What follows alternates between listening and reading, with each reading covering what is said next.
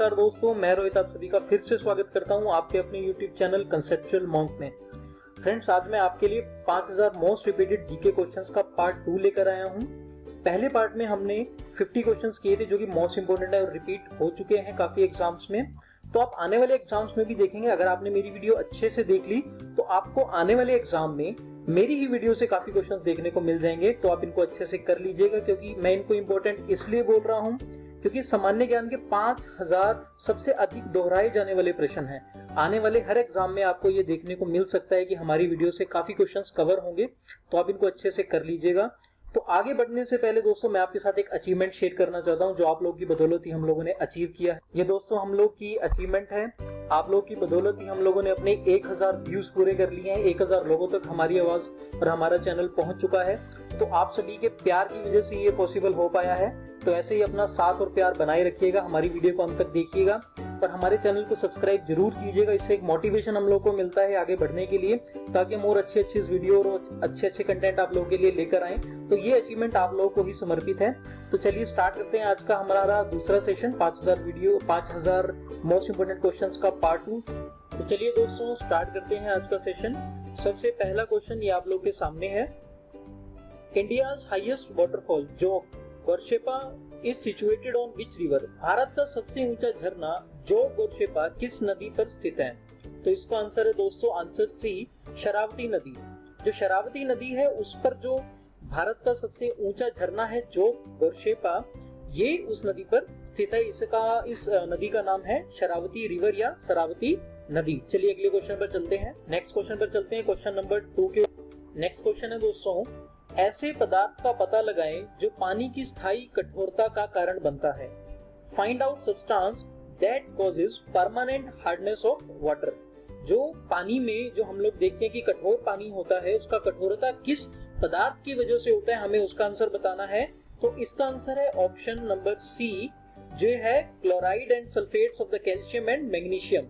जो मैग्नीशियम और कैल्शियम की जो क्लोराइड है और सल्फेट है, उसकी वजह से क्या होता है, जो पानी में कठोरता आती है वो उसका कारण रहता है। इसे हम परमानेंट हार्डनेस के नाम से भी जानते हैं। और ये निकलती भी नहीं है। अगर आप इसको पानी को बॉईल भी कर लेंगे तो फिर भी ये नहीं निकलती है। जो जनरली नहीं निकलती है बॉईल करने की वजह से भी, वो किसकी वजह से होती है? क्योंकि permanent hardness of water is caused by dissolved calcium sulphate. इसी वजह से बॉईल करने के बाद भी हार्डनेस नहीं जाती है, कैल्शियम सल्फेट के होने की वजह से। चलिए नेक्स्ट क्वेश्चन पर चलते हैं, क्वेश्चन नंबर 3। क्वेश्चन नंबर 3 है, गुब्बारा भरने के लिए निम्नलिखित में से किस गैस का उपयोग किया जाता है, विशेषकर जब मौसम संबंधी भविष्यवाणी और रिपोर्टिंग की जानी है?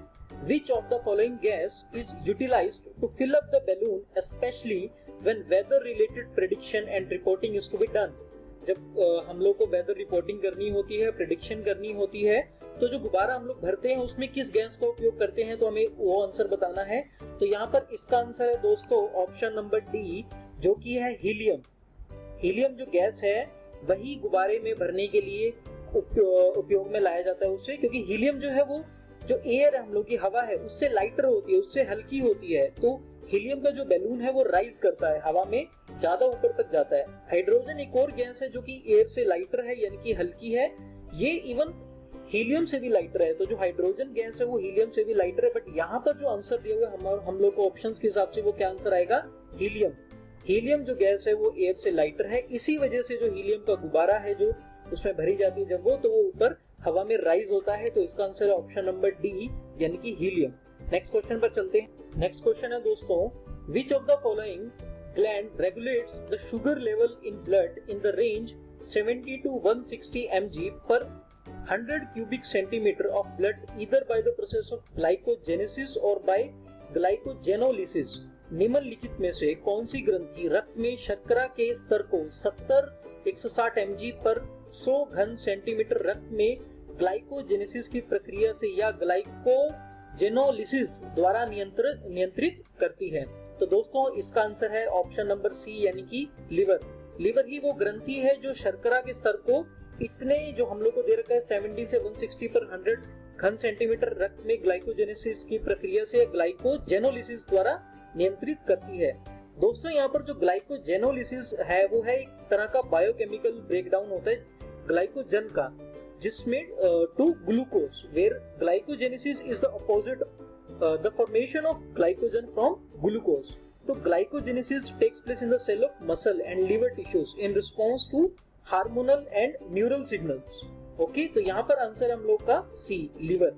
ठीक है, नेक्स्ट क्वेश्चन पर चलते हैं। नेक्स्ट क्वेश्चन है दोस्तों, kidneys remove which of the following waste product from body. Kidney शरीर से निम्न अपशिष्ट उत्पाद में से किसको निकालती है? Option number A uric acid, B urea, C ammonia, D all of the above.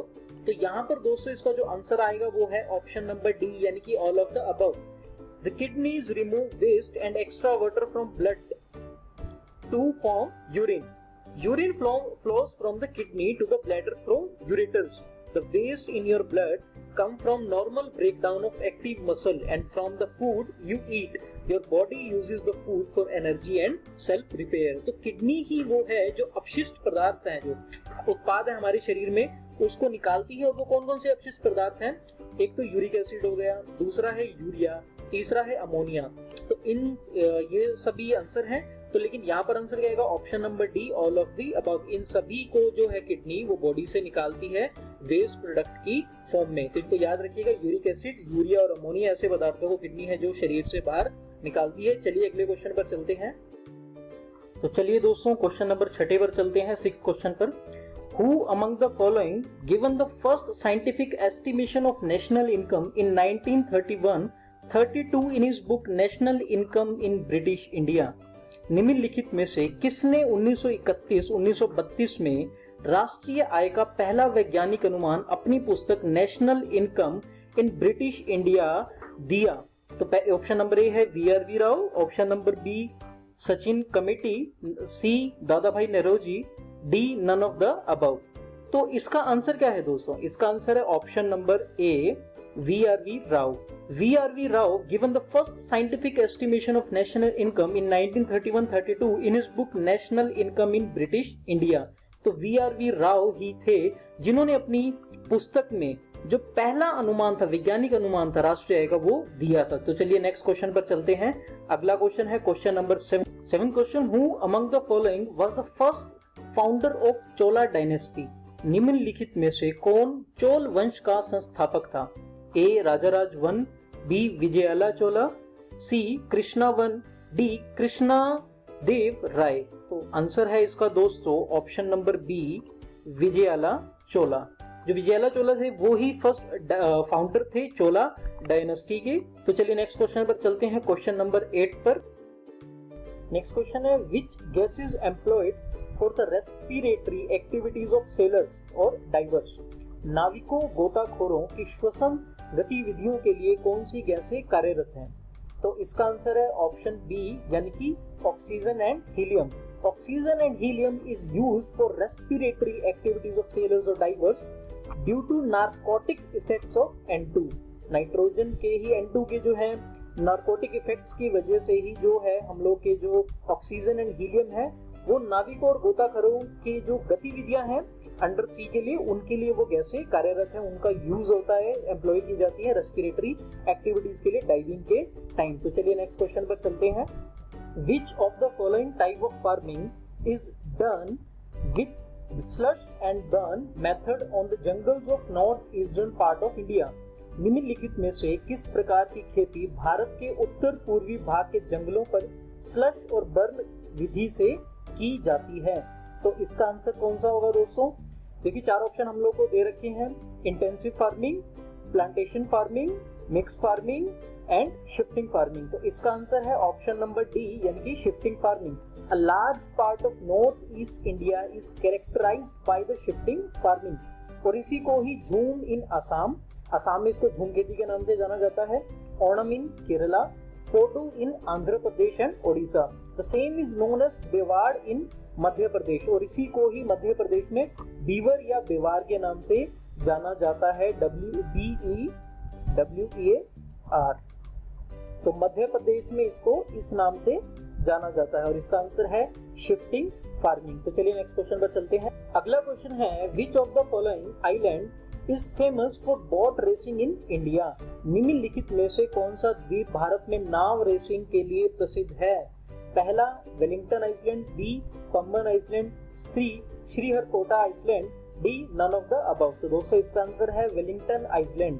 Wellington island is the largest artificial island in India which form part of the city of Kochi in the state of Kerala, India. It is famous for boat racing in India. Wellington Iceland भी जो है वो boat racing के लिए प्रसिद्ध है India में। ठीक है जी, नेक्स्ट क्वेश्चन पर चलते हैं। अगला क्वेश्चन है, निम्नलिखित में से कौन सा आंदोलन अंग्रेजों द्वारा पंजाब के राज्यहरण के बाद सिख संप्रभुता की बहाली के लिए था? विच of the following movement was for the restoration of Sikh sovereignty after the annexation of Punjab by the British? तो इसका आंसर है दोस्तों सी कूका मूवमेंट। ये बहुत ही प्रसिद्ध मूवमेंट थी। तो ये इस आंसर को आप याद रखिएगा, ये क्वेश्चन बहुत ही बार मैक्सिमम एग्जाम में रिपीट हुआ है। ये मूवमेंट बहुत ही इंपॉर्टेंट है। चलिए नेक्स्ट क्वेश्चन पर चलते हैं। कूका मूवमेंट इसका आंसर है। चलिए नेक्स्ट क्वेश्चन पर चलिए। अगला क्वेश्चन है, oxygen and ozone are, oxygen और ओजोन है A allotrope, B isotope, C isomers, D isobar. तो इसका आंसर है दोस्तों option number A allotropes. Allotrope is referred to as each of the two or more different physical forms in which an element can exist. Graphite, charcoal, diamond are all allotropes of carbon. Triatomic oxygen यानी कि ozone 3 O3 is very reactive allotrope of oxygen. तो ठीक है जी, आप इसका answer याद रखिएगा allotropes. Allotropes जो ऑक्सीजन है और जो ओजोन है वो क्या है? एलोट्रॉप्स। चलिए अगले क्वेश्चन पर चलते हैं। अगला क्वेश्चन बायोलॉजी से बहुत ही फेमस क्वेश्चन है। Who is known as the father of genetics? आनुवंशिकी के पिता के रूप में किसे जाना जाता है? आनुवंशिकी के पिता के रूप में किसे जाना जाता है? तो दोस्तों इसका आंसर है option number A Gregor Mendel. जी हाँ, जिन्होंने मटर के दाने के रूप में जो आनुवंशिकी का खोज बताई थी, तो इनका नाम आप याद रखिएगा। ग्रेगर मेंडल ने ही आनुवंशिकी के पिता के रूप में जाना जाता है। फादर ऑफ जेनेटिक्स एक बहुत ही महान खोज इन्होंने की थी। तो चलिए नेक्स्ट क्वेश्चन पर चलते हैं। अगला क्वेश्चन है, which term of genetics represents the potential ability of a plant cell to grow into a complete plant? आनुवंशिकी का कौन सा शब्द एक पादप कोशिका की पूर्ण क्षमता को एक पूर्ण पौधे में विकसित करने की क्षमता का प्रतिनिधित्व करता है? तो इसका आंसर है प्लूरीपोटेंसी। ऑप्शन नंबर ए प्लूरीपोटेंसी ही वो एक शब्द है जो पादप कोशिका की पूर्ण क्षमता को एक पूर्ण पौधे में विकसित करने की क्षमता का प्रतिनिधित्व करता है। तो आप इसको ध्यान रखिएगा, बायोलॉजी का ये भी एक इम्पोर्टेंट क्वेश्चन है, प्लूरीपोटेंसी। चलिए नेक्स्ट क्वेश्चन पर चलते हैं। अगला क्वेश्चन है, which unit is used for measuring the speed of processor? Processor की गति मापने के लिए किस इकाई का प्रयोग या उपयोग किया जाता है? तो इसका आंसर है दोस्तों MIPS। बहुत ही फेमस टर्म है कंप्यूटर नेटवर्क या कंप्यूटर से रिलेटेड MIPS। इसी को ही गति, इस प्रोसेसर की जो गति को मापने के लिए इस इकाई का प्रयोग किया जाता है, जिसे हम किसके नाम से जानते हैं? MIPS। और कई बार एग्जाम में MIPS की फुल फॉर्म भी पूछ ली जाती है, तो मैं आपको बता देता हूँ। MIPS की फुल फॉर्म है मिलियन इंस्ट्रक्शंस पर सेकंड। जी हाँ, स्टैटिक जीके का क्वेश्चन है, ध्यान रखिएगा। मिलियन इंस्ट्रक्शंस पर सेकंड MIPS। इसी को ही प्रोसेसर की गति मापने के लिए इकाई के रूप में उपयोग किया जाता है। नेक्स्ट क्वेश्चन पर चलते हैं। नेक्स्ट क्वेश्चन है, गीत Govind is a famous creation of? गीत गोविंद एक प्रसिद्ध रचना है, हमें बताना है किसकी रचना है। तो आप सभी को ये पता ही होगा, ये आपने कहीं ना कहीं ये क्वेश्चन सुना जरूर होगा। इसका आंसर है सी जयदेव। जी हाँ, गीत गोविंद एक फेमस क्रिएशन है जयदेव जी की। तो गीत गोविंद की प्रसिद्ध रचना किनकी है? जयदेव। चलिए नेक्स्ट क्वेश्चन पर चलते हैं। अगला क्वेश्चन है, name the person who was also known as Deshbandhu. Deshbandhu के नाम से किसे जाना जाता था? उस व्यक्ति का नाम बताइए जिसे देशबंधु के नाम से भी जाना जाता है। ये हिस्ट्री का, मॉडर्न हिस्ट्री का बहुत ही इंपॉर्टेंट क्वेश्चन है। ये जो उपाधियां दी गई थी, जैसे गांधी जी को महात्मा की उपाधि दी गई थी, और सुभाष चंद्र बोस जी को एक ऐसे नेता के रूप में माना जाता था जिन्होंने आजाद हिंद फौज की स्थापना में अपना रखा था। आजाद हिंद फौज का जहां पर भी नाम आता है वहां पर सुभाष चंद्र बोस जी का नाम आ जाता है। तो ऐसे क्वेश्चन जरूर आते हैं, तो आप इसका आंसर याद रखिएगा। इसका आंसर है ऑप्शन नंबर सी चित्तरंजन दास। चित्तरंजन दास जी को ही देश बंधु के नाम से जाना जाता था। बहुत ही बार एसएससी, सीजीएल, सीएचएसएल, रेलवे में ये क्वेश्चन रिपीट हुआ है और आप इन क्वेश्चनों को बड़े ध्यान से देखिए क्योंकि ये वही क्वेश्चन है जो पहले कभी ना कभी रिपीट हो चुके हैं, तो आप इन क्वेश्चन को बड़े ध्यान से कीजिएगा। चलिए नेक्स्ट क्वेश्चन पर चलते हैं। अगला क्वेश्चन है world trade organization come into existence in, विश्व व्यापार संगठन कब अस्तित्व में आया है? जी हाँ, तो ये बात कर रहे हैं WTO की, वर्ल्ड ट्रेड ऑर्गेनाइजेशन की बात हो रही है कि वर्ल्ड ट्रेड ऑर्गेनाइजेशन विश्व व्यापार संगठन कब अस्तित्व में आया? तो इसका आंसर है ऑप्शन डी 1995, 1995 में WTO अस्तित्व में आया था। तो चलिए नेक्स्ट क्वेश्चन पर चलते हैं। अगला क्वेश्चन है पंचायती राज कम्स अंडर, पंचायती राज किसके अंतर्गत आता है? ये एक बहुत ही इंपॉर्टेंट क्वेश्चन है पॉलिटी का, क्योंकि हमने बहुत बार देखा है कि ऐसे क्वेश्चन रिपीट होते हैं यूनियन लिस्ट से, स्टेट लिस्ट से, कंकरेंट लिस्ट और रेजिडुअल लिस्ट से। तो हमें बताना है कि जो पंचायती राज का टॉपिक है, जो पंचायती राज है, ये किसके अंतर्गत आता है? तो इसका आंसर है सी, स्टेट लिस्ट। जी हाँ, पंचायती राज जो है वो स्टेट लिस्ट के अंतर्गत आता है। ऐसे बहुत से क्वेश्चन है जिसमें पूछा जाता है कि ये किस लिस्ट के अंतर्गत आता है। तो ये राज्य लिस्ट जो है, हम लोग की राज्य की जो लिस्ट होती है, सूची होती है, उसके अंतर्गत ये पंचायती राज आता है। तो याद रखिएगा option number C, state list के अंतर्गत पंचायती राज आता है। चलिए नेक्स्ट क्वेश्चन पर चलते हैं। एक और महत्वपूर्ण क्वेश्चन पॉलिटी का, निम्नलिखित में से कौन सा संशोधन मौलिक अधिकारों की सूची से संपत्ति के अधिकार को हटाने के लिए जिम्मेदार था? Which of the amendments of the following constitution was responsible for deleting the right to property from the list of fundamental right? तो इसका आंसर है option number B, 44th amendment. जो 44वां संशोधन हुआ था उसके अंतर्गत ही संपत्ति के अधिकार को मौलिक अधिकारों की सूची से हटा दिया गया था। चलिए नेक्स्ट क्वेश्चन पर चलते हैं। अगला क्वेश्चन हिस्ट्री से, Harshcharitra and Kadambari are the works of, Harshcharitra और कादम्बरी किसके कार्य हैं? तो इसका आंसर है ऑप्शन नंबर सी, बाण भट्ट। बहुत ही फेमस क्वेश्चन है, याद रखिएगा। चलिए नेक्स्ट क्वेश्चन पर चले। अगला क्वेश्चन ऑथर की सूची से, श्रेणी से, main camp is authored bye, main camp is authored bye, तो किसने मेन कैंप जो लिखी थी, ये जो बुक है किसके द्वारा लिखी गई है, या ये जीवनी है किसके द्वारा लिखी गई है? इसका आंसर है option number C, Adolf Hitler. Adolf Hitler जो बहुत ही प्रसिद्ध तानाशाह हुए हैं, उन्होंने ये मेन कैंप लिखी थी, उनके द्वारा ये ऑथर की गई थी। तो याद रखिएगा एडोल्फ हिटलर, ठीक है जी, जिनको तानाशाह के नाम से भी जाना जाता था। तो चलिए नेक्स्ट क्वेश्चन पर चलते हैं। Next question, Which of the following is the largest and deepest ocean of the world? अभी रिसेंट में ही स्टैटिक जीके का भी क्वेश्चन इसी से बनकर आया था, सॉरी माफ कीजिएगा, स्टैटिक जीके का नहीं, हम लोग का जो करंट अफेयर का क्वेश्चन था इसी स्टैटिक जीके से बनकर आया था, प्रशांत महासागर से वो रिलेटेड था। जी हाँ, इसका आंसर है सी, पैसिफिक ओशन। निम्नलिखित में से कौन सा दुनिया का सबसे बड़ा और सबसे गहरा महासागर है? तो इसका आंसर है option number C, Pacific Ocean, जिसको हम प्रशांत महासागर के नाम से भी जानते हैं, सिर्फ नाम से ही शांत है। अभी एक मैरियाना ट्रेंच को लेकर करंट अफेयर का क्वेश्चन आया था जो हमने अपनी वीडियो में कवर किया है। अगर आपने मेरी वो वीडियो नहीं देखी है तो अभी जाकर आप जून के 60 सबसे टॉप मोस्ट इंपोर्टेंट जो क्वेश्चन है आने वाले एग्जाम में आपको देखने को करंट अफेयर्स के मिल सकते हैं, वहाँ ये क्वेश्चन मैंने कवर किया है।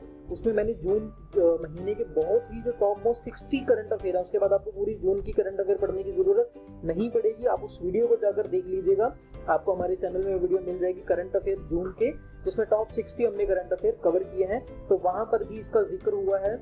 तो इसका आंसर है option number C, Pacific Ocean, यानी कि प्रशांत महासागर, जो दुनिया का सबसे बड़ा और सबसे गहरा महासागर है।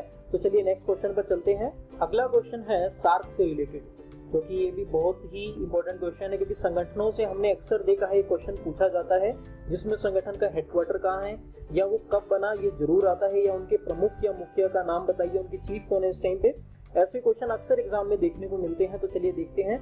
सार्क, दक्षिण एशियाई क्षेत्रीय सहयोग संघ, दक्षेस, वाज फॉर्म्ड इन, कौन से ईयर में ये फाउंड किया गया था? ऑप्शन नंबर सी, 1985, 1985 में सार्क यानी कि दक्षेस के नाम से भी जो जाना जाता है, दक्षिण एशियाई क्षेत्रीय सहयोग संघ, वो फॉर्म किया गया था 1985 में, ऑप्शन नंबर सी। तो चलिए नेक्स्ट क्वेश्चन पर चलते हैं।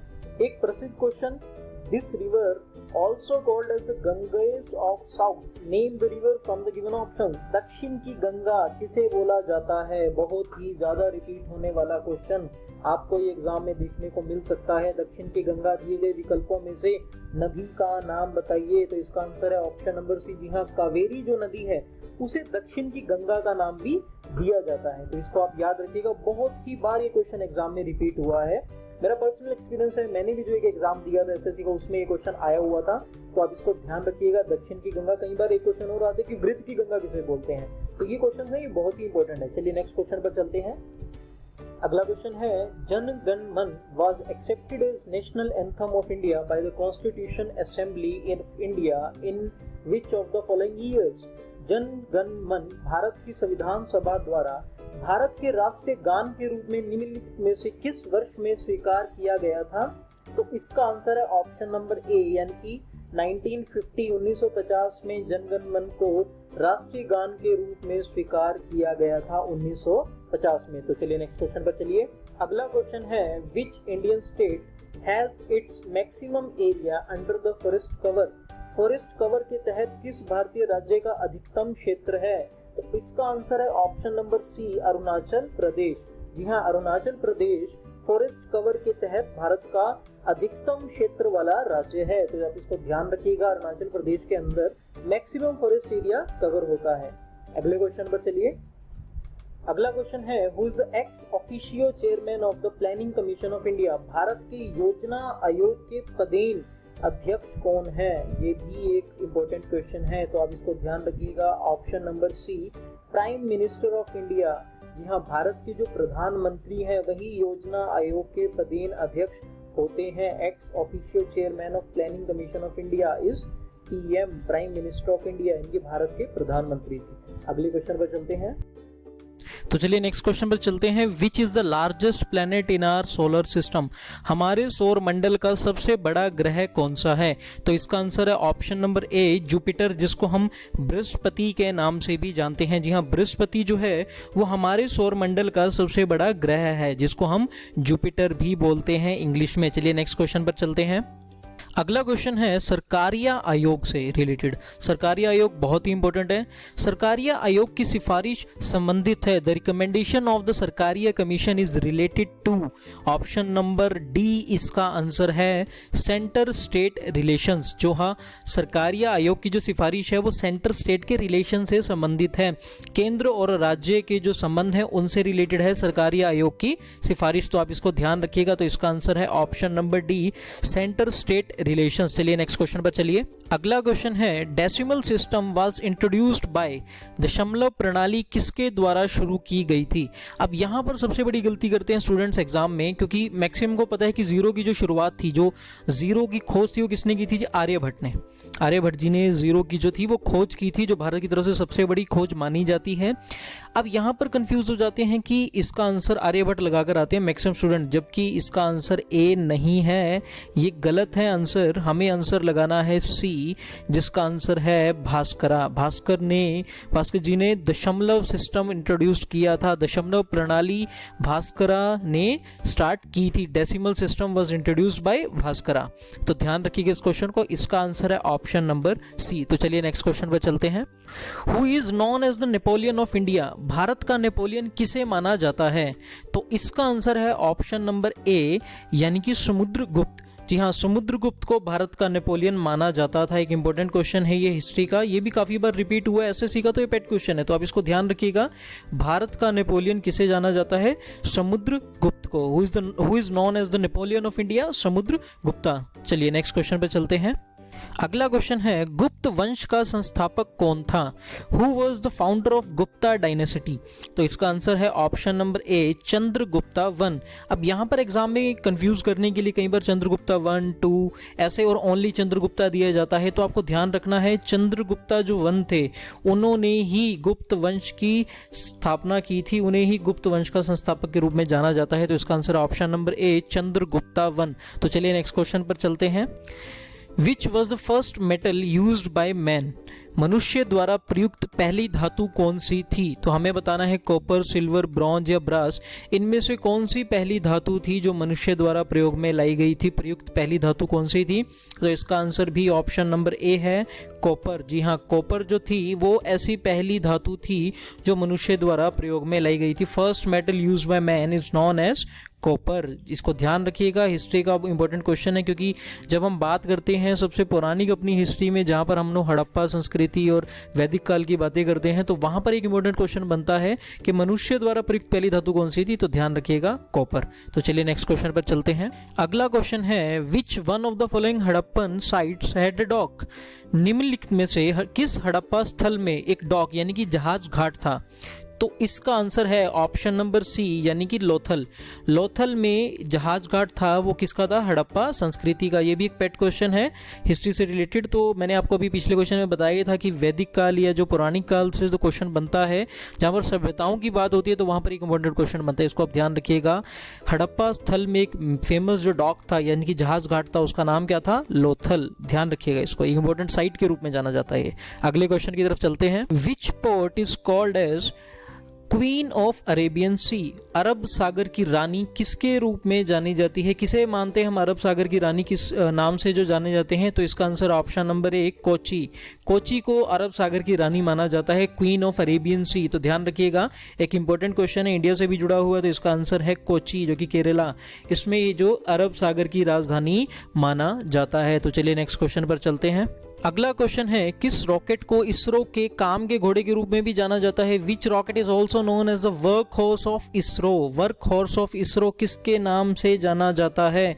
तो इसका आंसर है PSLV। बहुत ही बार रिपीट हुआ क्वेश्चन और आपने PSLV का नाम बहुत ही बार सुना होगा, तो इसे ही वर्क हॉर्स ऑफ इसरो के नाम से जाना जाता है। तो आप इसको ध्यान रखिएगा, इसका ऑप्शन नंबर बी, PSLV। चलिए नेक्स्ट क्वेश्चन की तरफ बढ़।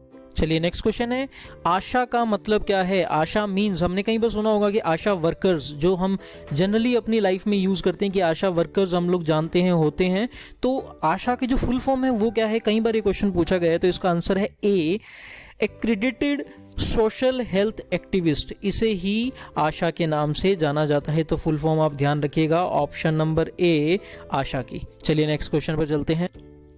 चलिए अगला क्वेश्चन है, where Buddha delivered his first sermon? Buddha ji ने अपना पहला उपदेश कहाँ दिया था? तो इसका आंसर है ऑप्शन नंबर डी, सारनाथ। जी हाँ, सारनाथ का स्तंभ भी जो है वो भी काफी फेमस है, तो आप इसको ध्यान रखिएगा, पिलर जो थे सारनाथ का। Where Buddha delivered his first sermon? Buddha ji ने जहाँ अपना पहला उपदेश दिया था उस जगह का नाम था सारनाथ। ध्यान रखिएगा, एक इंपॉर्टेंट क्वेश्चन है ये। नेक्स्ट क्वेश्चन, अगला क्वेश्चन हिस्ट्री से related, which was the capital of Harshvardhan? Harshvardhan की राजधानी क्या थी? ये क्वेश्चन HSSC, रेलवे और हर एग्जाम का एक फेमस क्वेश्चन है, तो आप इसको अच्छे से दिमाग में बिठा लीजिएगा। और ये फेमस क्वेश्चन है, शायद आपको पता भी हो। हर्षवर्धन की राजधानी क्या थी? डी, कन्नौज। कन्नौज जो थी वो हर्षवर्धन की राजधानी थी, जो इन्होंने शिफ्टिंग के बाद अपनाई थी, तो उसका नाम क्या है? कन्नौज। ध्यान रखिएगा। चलिए नेक्स्ट क्वेश्चन की तरफ चलते हैं। अगला क्वेश्चन है, फेमस गांधी जी का जो मार्च था, दांडी मार्च। दांडी मार्च स्टार्टेड ऑन, दांडी मार्च कब शुरू हुआ? तो इसका करेक्ट ऑप्शन है ऑप्शन नंबर बी, यानी कि 12 मार्च 1930। ये अपने आप में एक बहुत ही फेमस डेट है हिस्ट्री में, जब दांडी मार्च स्टार्ट हुआ था महात्मा गांधी जी द्वारा। तो इसका आंसर है ऑप्शन नंबर बी, 12 मार्च 1930 से ध्यान रखिएगा। ये क्वेश्चन और जो राउंड टेबल कॉन्फ्रेंस के क्वेश्चन होते हैं, हमारा जो गोल में सम्मेलन थे उनके क्वेश्चन होते हैं, तो उनको ध्यान रखिएगा। ये क्वेश्चन काफ़ी बार प्रयोग में आते हैं, बाकी काफ़ी बार एग्जाम में देखने को मिलते हैं। तो दांडी मार्च जो स्टार्ट हुआ था वो हुआ था 12 मार्च 1930 से। चलिए अगले क्वेश्चन की तरफ चलते हैं। नेक्स्ट क्वेश्चन है, who wrote biography of Humayun? Humayun की जीवनी किसने लिखी थी? जी हाँ, यहाँ जीवनी की बात हो रही है। मैंने आपको बताया कि बुक्स बहुत बार रिपीट होती हैं, तो इसका आंसर है ऑप्शन नंबर सी, गुलबदन बेगम। गुलबदन बेगम ने हुमायूं की जीवनी लिखी थी। चलिए नेक्स्ट क्वेश्चन देखते हैं। अगले क्वेश्चन में हमें बताना है, द अली ब्रदर्स लॉन्च्ड खिलाफत मूवमेंट, खिलाफत आंदोलन against British in 1920। Name of Ali brothers, हमें उनका नाम बताना है, उन अली ब्रदर्स का नाम बताना है जिन्होंने खिलाफत आंदोलन, जो हुई बहुत ही फेमस आंदोलन है, वो स्टार्ट किया था अगेंस्ट ब्रिटिशर्स इन 1920। तो उसका आंसर है डी, डी है इसका आंसर। जिसमें मोहम्मद अली एंड शौकत अली जो थे, इन्होंने स्टार्ट किया था खिलाफत आंदोलन अगेंस्ट ब्रिटिशर्स इन 1920। तो ये अली ब्रदर्स हैं, इनका नाम याद रखिएगा, मोहम्मद अली और शौकत अली। चलिए नेक्स्ट क्वेश्चन की तरफ। अगला क्वेश्चन है जो हम कोट दिए गए थे हिस्ट्री में हमारे कि ये प्रसिद्ध कथन किसका है। तो ये काफ़ी क्वेश्चन ऐसे भी देखने को मिलते हैं एग्जाम में हमें। तो who asserted Swaraj is my birth right and I will have it. Swaraj मेरा जन्मसिद्ध अधिकार है और इसे मैं लेकर रहूंगा। ये कथन किसके थे, किन्होंने ये स्टेटमेंट दी थी? तो इसका आंसर है ऑप्शन नंबर बी, बाल गंगाधर तिलक जी। इन्होंने, जो बाल गंगाधर तिलक जी थे, इन्होंने ही ये दिया था नारा जिसका नाम था स्वराज मेरा जन्मसिद्ध अधिकार है और इसे मैं लेकर रहूंगा। हिस्ट्री का इंपॉर्टेंट क्वेश्चन है, याद रखिएगा। इसका आंसर है बाल गंगाधर तिलक। चलिए अगले क्वेश्चन की तरफ। अगला क्वेश्चन है भारत का कौन सा ऐसा पहला राज्य है जो पूर्ण जैविक हो चुका है। The first Indian state to go wholly organic. ये पुराना क्वेश्चन है लेकिन एक इंपॉर्टेंट क्वेश्चन है कि भारत का पहला राज्य कौन सा है जो कि पूर्ण जैविक हो चुका है। तो उसका आंसर है ऑप्शन नंबर बी, यानी कि सिक्किम। सिक्किम जो है वो है भारत का पहला राज्य जो कि पूर्ण रूप से जैविक है। चलिए नेक्स्ट क्वेश्चन की तरफ। अगला क्वेश्चन है what is the name of Indira Gandhi समाधि। तो हमें बताना है इंदिरा गांधी की समाधि का क्या नाम है। तो इसका आंसर है ऑप्शन नंबर बी, जी, जो इंदिरा गांधी जी की समाधि के रूप में जाना जाता है। तो ये काफ़ी फेमस क्वेश्चन है जिसमें इंदिरा गांधी जी की समाधि का जिक्र होता है, कभी कभार नेहरू जी की समाधि का जिक्र होता है, फिर गांधी जी की भी पूछ ली जाती है, लाला और हम लोग के लाल बहादुर शास्त्री जी थे उनके भी समाधि स्थल पूछ लिया जाता है। तो आप इनको ध्यान रखिएगा। इसका आंसर है ऑप्शन नंबर बी, यानी कि शक्ति स्थल। शक्ति स्थल को ही, जो कि हमारा दिल्ली में है, वो इंदिरा गांधी जी की समाधि के रूप में जाना जाता है। तो अगले क्वेश्चन की तरफ चलते हैं। अगला क्वेश्चन है name of the city in the world. अब ये वर्ड की हिस्ट्री से ये क्वेश्चन है, name the city in the world known as Big Apple. दुनिया में उस शहर का नाम जिसे बिग एप्पल कहा जाता है वो कौन सा ऐसा शहर है। तो वो है यूएस में न्यूयॉर्क। न्यूयॉर्क जो है वो बिग एप्पल के नाम से भी जाना जाता है। चलिए नेक्स्ट क्वेश्चन की तरफ चलते हैं। अगला क्वेश्चन है बायोलॉजी से एक famous question, this organelle of the human body is known as the power house of cell, name it from the given options. मानव शरीर के इस अंग को सेल के पावर हाउस के रूप में भी जाना जाता है। तो ये इसका नाम क्या है? Famous answer option number B, mitochondria. Mitochondria को मानव शरीर के पावर हाउस के सेल के रूप में भी जाना जाता है। Power house of the cell is known as mitochondria. तो चलिए नेक्स्ट क्वेश्चन की तरफ चलते हैं। है the first population census was taken in India in the year. भारत में पहली जनसंख्या जनगणना किस वर्ष में की गई थी? बहुत ही इंपॉर्टेंट क्वेश्चन है जनगणना से रिलेटेड। तो आप इसे देख सकते हैं। इसका आंसर है 1872। 1872 में फर्स्ट पॉपुलेशन सेंसस आया था इंडिया का। भारत की जो पहली जनसंख्या जनगणना किस वर्ष में की गई थी? 1872 में, 1872 में। चलिए नेक्स्ट क्वेश्चन की तरफ चलते हैं। Minimum age required to be eligible to contest presidential election in India. भारत में राष्ट्रपति चुनाव लड़ने के लिए पात्र होने के लिए आवश्यक न्यूनतम आयु है। आंसर है 35 साल।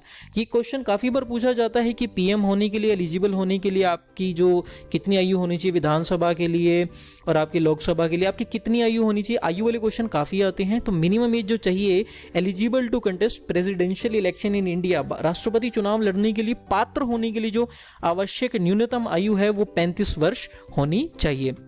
तो चलिए आज के लास्ट क्वेश्चन की तरफ चलते हैं। The national human rights commission NHRC was established in, राष्ट्रीय मानवाधिकार आयोग की स्थापना की गई थी किस वर्ष में की गई थी? इसका आंसर है 1993। 1993 में नेशनल ह्यूमन राइट कमीशन की स्थापना की गई थी। ये था आज का लास्ट क्वेश्चन। दोस्तों आज के वीडियो में हमने 5000 क्वेश्चंस का 5000 टॉप के क्वेश्चन है जो बार बार रिपीट होते हैं एग्जाम में, बहुत इंपॉर्टेंट क्वेश्चन है जो मैंने आप लोगों के लिए चुने हैं, उसका हमने आज पार्ट 2 कंप्लीट कर लिया है जिसमें हमने 52 क्वेश्चंस कवर किए हैं और पहली वीडियो में भी हमने 51-52 क्वेश्चंस कवर किए थे। तो आशा करता हूं आपको ये पूरा वीडियो समझ आ गया होगा, आपको हर क्वेश्चन अच्छे से याद भी हो गया होगा। जो आने वाले एग्जाम में आप देख सकते हैं मेरी ही वीडियो से आपको क्वेश्चन देखने को मिल सकता है जो कि जनरल नॉलेज के हम लोग की ये वीडियो है। 5000 क्वेश्चन की ये वीडियो रहने वाली है।